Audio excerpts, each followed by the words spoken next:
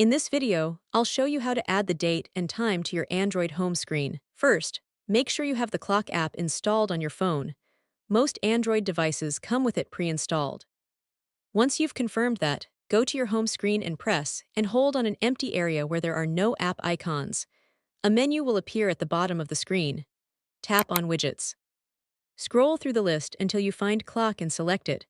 You'll see several clock widget options, including analog clocks, digital clocks, dual clocks, and different date and time layouts.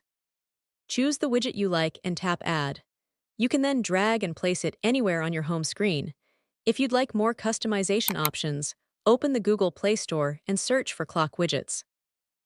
You'll find many third-party clock apps with additional styles, themes, and features. Install the one you prefer, then add its widget to your home screen the same way. That's it. That's how you can add the date and time to your Android home screen.